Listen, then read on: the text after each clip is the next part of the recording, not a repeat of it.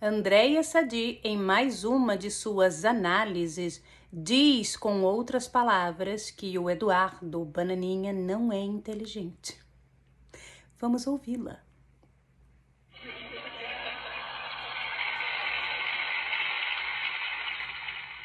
Não só está se fechando a Eduardo Bolsonaro, mas está piorando ainda mais porque Lula tem hoje essa relação, está se desenvolvendo, mas tem esse contato, nem uma relação, mas esse contato direto, sem intermediário, com o presidente Donald Trump.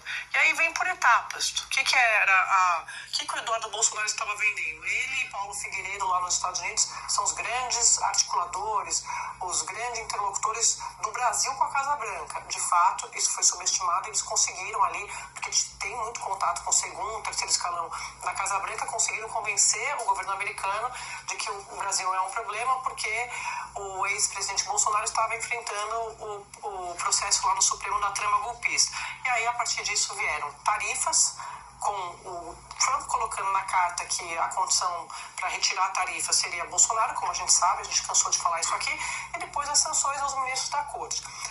O Centrão, naquele primeiro momento, achou o óbvio, que essas tarifas iriam trazer muitos problemas políticos e eleitorais para o campo do centro e da direita. Mas como é filho do ex-presidente, eles foram levando, e para eles, se pudesse ficar só nas sanções aos ministros, seria melhor, mas tinha tarifa para carregar, então não tinha muito como descolar, o digital estava ali marcado.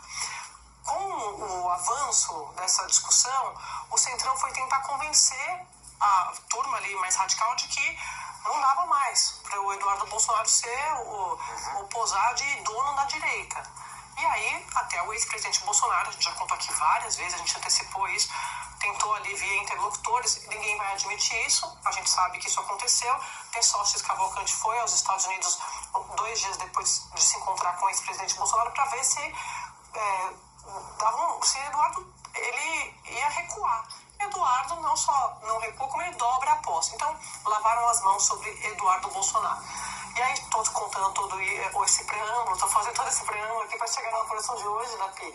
Que é, eles vendo o contato de Lula avançar com Trump, ou seja, a grande carta, a aposta da família Bolsonaro era Trump salvando, olhando para o Brasil e tentando ajudar a família Bolsonaro, eles acham que a turma da direita acha que o Eduardo Bolsonaro vai ficar cada vez mais difícil ele conseguir voltar ao Brasil, e já o veem como uma espécie de Olavo de Carvalho. O que significa isso? Vai fazer uma carreira lá, dando curso, vendendo livro, tentando consolidar uma base extremista, como o Olavo fez durante muito tempo com a turma de Bolsonaro do governo de 2018. A gente lembra que tem muitos seguidores, muitos fãs, né? Vamos falar assim, muitos fãs de Olavo de Carvalho do governo Bolsonaro que viraram, inclusive, ministros, para citar alguns: Ernesto, ministro do Itamaraty, o próprio Eduardo Bolsonaro, Felipe Martins.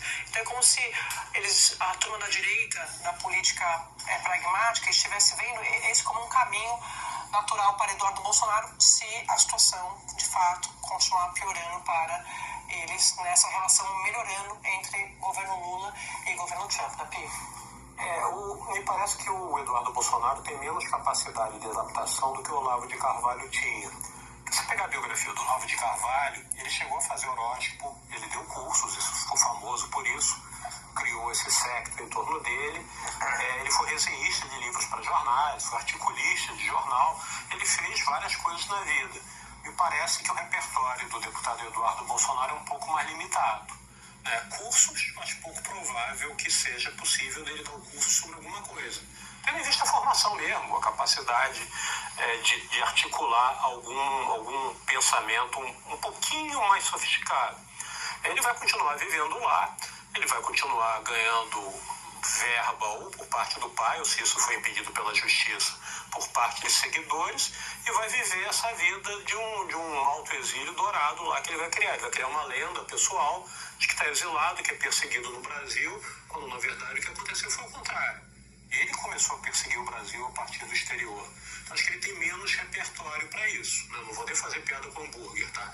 Vou falar só do que ele pode realmente fazer a partir de agora. Não parece ter muita fonte de renda no exterior.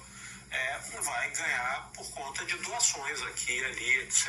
Mas eu acho que eles querem dizer, eu concordo com o que você está falando, mas eu acho que quando eles citam o Olavo, eles estão falando mais no sentido de que ele vai caminhar para essa seguidores ideológicos. Mas é que o Olavo tinha uma aura intelectual, podia se discutir o teor, o conteúdo do Olavo, mas ele vendia essa aura, né?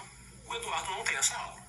Não tem essa aura de ser um pensador da direita, alguma coisa parecida. Fica difícil para ele se reposicionar. Ele queria se vender como... Para se reposicionar no mercado como um ideólogo da extrema-direita. Não parece que tenha credencial para isso.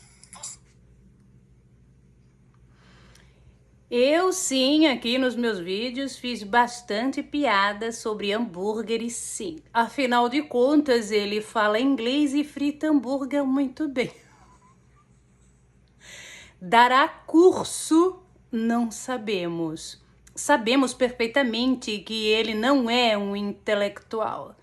Assim como o Olavo de Carvalho também não era. Muito discutível este título de suposto intelectual dado ao Olavo.